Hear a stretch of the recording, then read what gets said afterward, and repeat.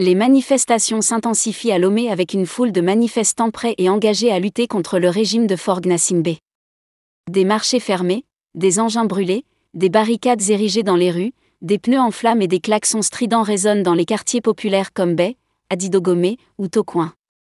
Depuis le 6 juin 2025, jour d'anniversaire du président du Conseil des ministres, la capitale togolaise est le théâtre d'une révolte sans précédent, portée par une jeunesse exaspérée par des décennies de gouvernance autoritaire, de répression et de promesses non tenues.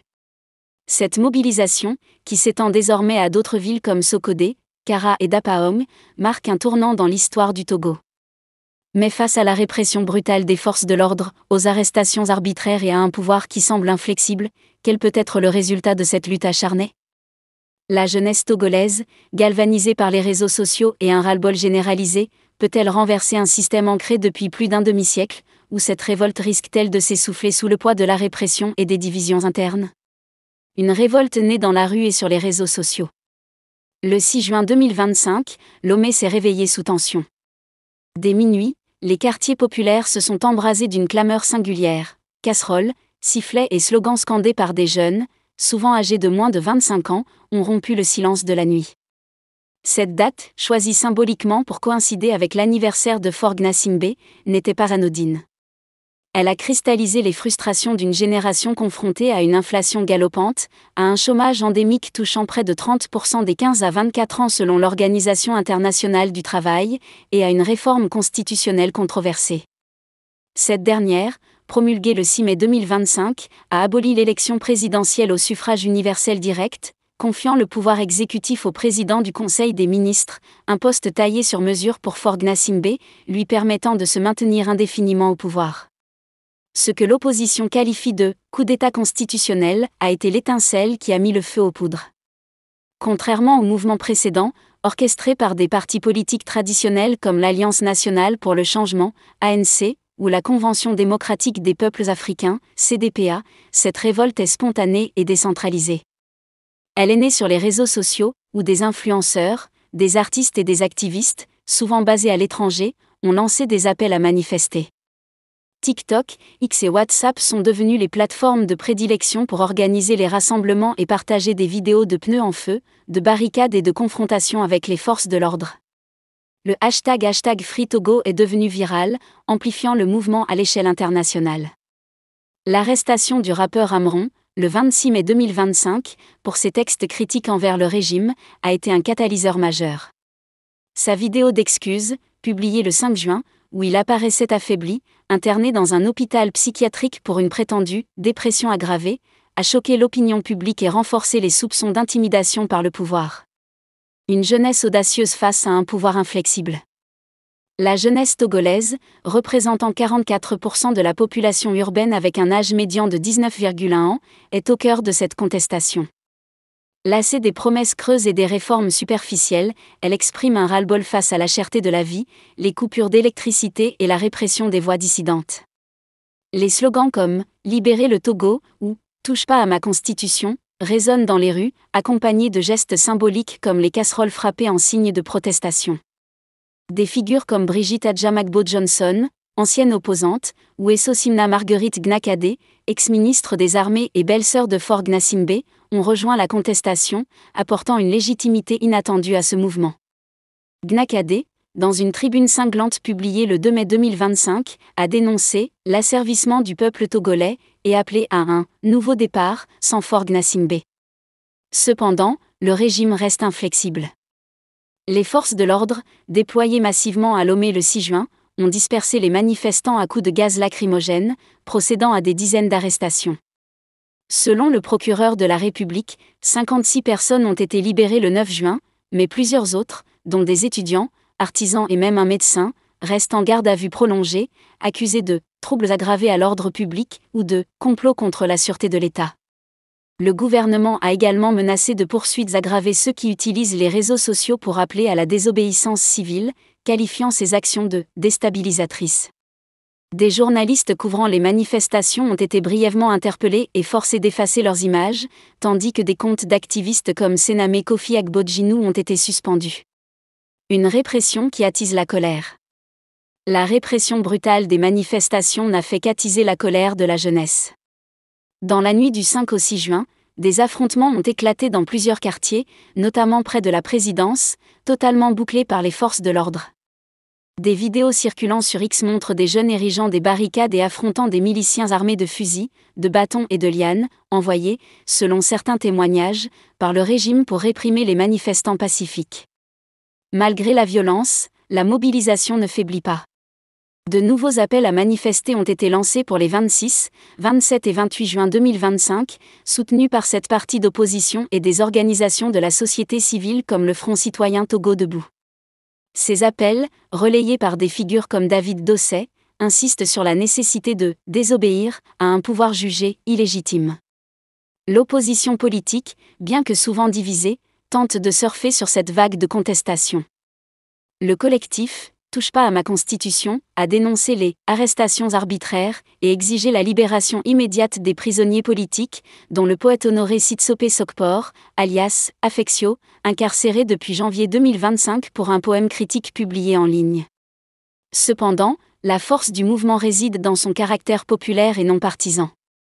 Les jeunes manifestants, désabusés par les partis traditionnels, préfèrent s'organiser via les réseaux sociaux, échappant ainsi aux structures politiques traditionnelles souvent perçues comme compromises ou inefficaces.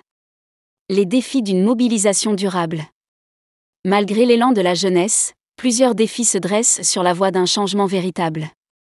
Premièrement, la répression systématique et la militarisation de Lomé rendent les manifestations extrêmement risquées. Depuis 2022, les rassemblements publics sont interdits suite à une attaque meurtrière au grand marché de Lomé, bien que les meetings restent autorisés. Cette restriction légale donne au régime un prétexte pour justifier la dispersion violente des manifestations. Deuxièmement, l'absence de leadership centralisé, bien que favorisant la spontanéité, pourrait fragiliser le mouvement à long terme. Sans une coordination claire, les manifestations risquent de s'essouffler face à un pouvoir bien organisé et soutenu par une armée loyale. Enfin, le contexte géopolitique complique la donne. Faure Gnassingbé a su se positionner comme un médiateur discret sur la scène ouest-africaine, intervenant dans des crises comme celle des soldats ivoiriens détenus au Mali ou la libération du fils de Mohamed Bazoum au Niger. Cette stature internationale, combinée à des alliances stratégiques avec des partenaires comme la France, lui permet de maintenir un certain soutien extérieur malgré les critiques internes. En parallèle, le régime tente de séduire la jeunesse en soutenant des initiatives comme la conférence Mansa, prévue du 26 au 28 juin 2025, qui promet des opportunités d'emploi et d'entrepreneuriat. Cependant, beaucoup de jeunes perçoivent cet événement comme une tentative de légitimation du pouvoir, et des appels à le boycotter circulent déjà.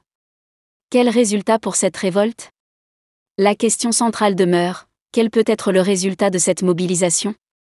3 scénarios se dessinent. Dans le meilleur des cas, la pression populaire, amplifiée par la visibilité internationale via les réseaux sociaux, pourrait contraindre le régime à des concessions significatives, comme la libération des prisonniers politiques ou l'organisation d'un dialogue national inclusif. Les voix dissidentes au sein même du sérail, comme celle de Marguerite Gnakadé, pourraient également fragiliser la cohésion du régime, ouvrant la voie à des réformes. Cependant, ce scénario semble optimiste au vu de la détermination de Faure Gnassingbé à consolider son pouvoir. Un deuxième scénario, plus probable, est celui d'une impasse. La répression continue pourrait décourager les manifestants, tandis que les divisions au sein de l'opposition et l'absence de relais structurés sur le terrain limiteraient l'impact du mouvement. Le régime, fort de son expérience dans la gestion des crises, pourrait miser sur l'usure et sur des mesures cosmétiques pour apaiser les tensions sans céder sur l'essentiel. Enfin, un scénario plus sombre verrait une escalade de la violence. Si les manifestations s'intensifient, notamment lors des journées prévues fin juin, et que le pouvoir répond par une répression encore plus brutale, le Togo risque de basculer dans une crise ouverte, avec des conséquences imprévisibles pour la stabilité du pays. La jeunesse, bien que déterminée, manque encore des ressources et de l'organisation nécessaires pour transformer sa colère en une force politique durable. Une jeunesse en quête de lumière.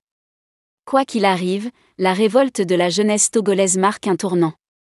Pour la première fois, une génération connectée, audacieuse et indépendante, les manifestations s'intensifient à Lomé avec une foule de manifestants prêts et engagés à lutter contre le régime de Faure Gnassingbé. Des marchés fermés, des engins brûlés, des barricades érigées dans les rues, des pneus en flammes et des klaxons stridents résonnent dans les quartiers populaires comme Bay, Adidogomé ou Tocoin. Depuis le 6 juin 2025, jour d'anniversaire du président du Conseil des ministres, la capitale togolaise est le théâtre d'une révolte sans précédent, portée par une jeunesse exaspérée par des décennies de gouvernance autoritaire, de répression et de promesses non tenues. Cette mobilisation, qui s'étend désormais à d'autres villes comme Sokodé, Kara et Dapaong, marque un tournant dans l'histoire du Togo. Mais face à la répression brutale des forces de l'ordre, aux arrestations arbitraires et à un pouvoir qui semble inflexible, quel peut être le résultat de cette lutte acharnée ? La jeunesse togolaise, galvanisée par les réseaux sociaux et un ras-le-bol généralisé, peut-elle renverser un système ancré depuis plus d'un demi-siècle, ou cette révolte risque-t-elle de s'essouffler sous le poids de la répression et des divisions internes ? Une révolte née dans la rue et sur les réseaux sociaux. Le 6 juin 2025, Lomé s'est réveillé sous tension. Dès minuit, les quartiers populaires se sont embrasés d'une clameur singulière. Casseroles, sifflets et slogans scandés par des jeunes, souvent âgés de moins de 25 ans, ont rompu le silence de la nuit. Cette date, choisie symboliquement pour coïncider avec l'anniversaire de Faure Gnassingbé, n'était pas anodine. Elle a cristallisé les frustrations d'une génération confrontée à une inflation galopante, à un chômage endémique touchant près de 30% des 15 à 24 ans selon l'Organisation internationale du travail, et à une réforme constitutionnelle controversée.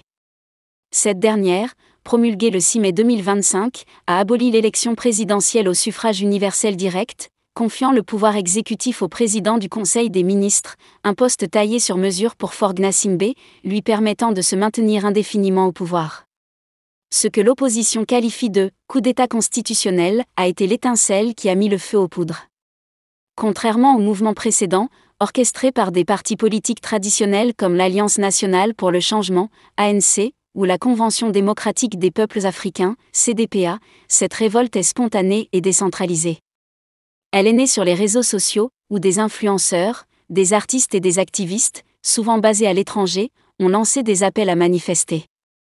TikTok, X et WhatsApp sont devenus les plateformes de prédilection pour organiser les rassemblements et partager des vidéos de pneus en feu, de barricades et de confrontations avec les forces de l'ordre. Le hashtag #FreeTogo est devenu viral, amplifiant le mouvement à l'échelle internationale. L'arrestation du rappeur Amron, le 26 mai 2025, pour ses textes critiques envers le régime, a été un catalyseur majeur. Sa vidéo d'excuses, publiée le 5 juin, où il apparaissait affaibli, interné dans un hôpital psychiatrique pour une prétendue dépression aggravée, a choqué l'opinion publique et renforcé les soupçons d'intimidation par le pouvoir. Une jeunesse audacieuse face à un pouvoir inflexible. La jeunesse togolaise, représentant 44% de la population urbaine avec un âge médian de 19,1 ans, est au cœur de cette contestation. Lassée des promesses creuses et des réformes superficielles, elle exprime un ras-le-bol face à la cherté de la vie, les coupures d'électricité et la répression des voix dissidentes. Les slogans comme « Libérez le Togo » ou « Touche pas à ma constitution » résonnent dans les rues, accompagnés de gestes symboliques comme les casseroles frappées en signe de protestation.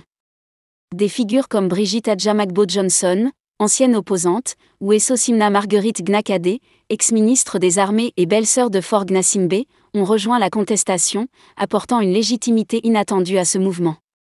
Gnakadé, dans une tribune cinglante publiée le 2 mai 2025, a dénoncé « l'asservissement du peuple togolais » et appelé à un « nouveau départ » sans Faure Gnassingbé. Cependant, le régime reste inflexible. Les forces de l'ordre, déployées massivement à Lomé le 6 juin, ont dispersé les manifestants à coups de gaz lacrymogène, procédant à des dizaines d'arrestations. Selon le procureur de la République, 56 personnes ont été libérées le 9 juin, mais plusieurs autres, dont des étudiants, artisans et même un médecin, restent en garde à vue prolongée, accusés de « troubles aggravés à l'ordre public » ou de « complot contre la sûreté de l'État ». Le gouvernement a également menacé de poursuites aggravées ceux qui utilisent les réseaux sociaux pour appeler à la désobéissance civile, qualifiant ces actions de « déstabilisatrices ». Des journalistes couvrant les manifestations ont été brièvement interpellés et forcés d'effacer leurs images, tandis que des comptes d'activistes comme Sename Kofi Agbodjinou ont été suspendus. Une répression qui attise la colère. La répression brutale des manifestations n'a fait qu'attiser la colère de la jeunesse. Dans la nuit du 5 au 6 juin, des affrontements ont éclaté dans plusieurs quartiers, notamment près de la présidence, totalement bouclés par les forces de l'ordre. Des vidéos circulant sur X montrent des jeunes érigeant des barricades et affrontant des miliciens armés de fusils, de bâtons et de lianes, envoyés, selon certains témoignages, par le régime pour réprimer les manifestants pacifiques. Malgré la violence, la mobilisation ne faiblit pas. De nouveaux appels à manifester ont été lancés pour les 26, 27 et 28 juin 2025, soutenus par cette partie d'opposition et des organisations de la société civile comme le Front citoyen Togo debout. Ces appels, relayés par des figures comme David Dosset, insistent sur la nécessité de « désobéir » à un pouvoir jugé illégitime. L'opposition politique, bien que souvent divisée, tente de surfer sur cette vague de contestation. Le collectif « Touche pas à ma constitution » a dénoncé les « arrestations arbitraires » et exigé la libération immédiate des prisonniers politiques, dont le poète Honoré Sitsopé Sokpor, alias Affectio, incarcéré depuis janvier 2025 pour un poème critique publié en ligne. Cependant, la force du mouvement réside dans son caractère populaire et non partisan. Les jeunes manifestants, désabusés par les partis traditionnels, préfèrent s'organiser via les réseaux sociaux, échappant ainsi aux structures politiques traditionnelles souvent perçues comme compromises ou inefficaces.